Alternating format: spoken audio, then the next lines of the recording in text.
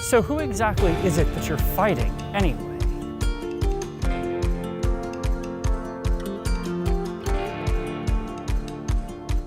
Well, Tara, brothers and sisters, and homikust, or perhaps pavist, or otist, depending on what time of day you're watching this. Welcome to Mission Zero. If this is your first time here, my name is Shawn, and this is The Word with Friends, the show where we take a deep dive into language and communications in order to bring us all closer together. So the word that I think we really need to talk about today is the word conquer. The definition of the English word conquer is to overcome.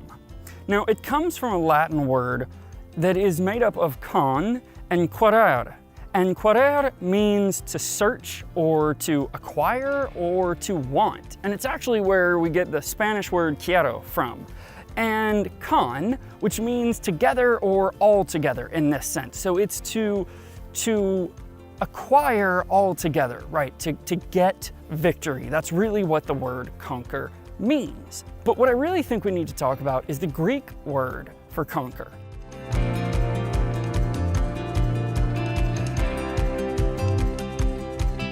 The Greek word for conquer, it's used 3 times in the New Testament, and 2 of the times that it's used is in Revelation 6:2. There's an interesting thing in the 3rd usage. That 3rd usage comes from Romans 8:37, which reads, "Nay, for we are more than conquerors through him that has loved us." Now, the word for more than conquerors there is hupernikao men.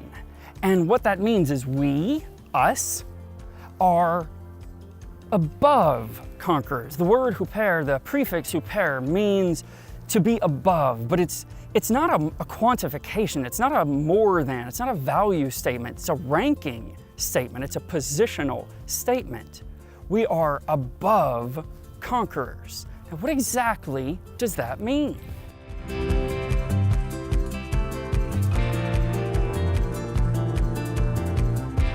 What that means, the him in that sentence is actually Jesus, of course, and the word for through actually is a Greek word that means by way of. And hupernikao means to be above conquering. So put that all together. What it's saying is through the love of Christ, we conquer by so much that it wasn't even really a fight. We get so sort of wrapped up in this idea that the things we go through are so hard and we're fighting such tight battles and that we're just desperately trying to wrest victory out of the jaws of the vicious and bloodthirsty lion. But that's not true.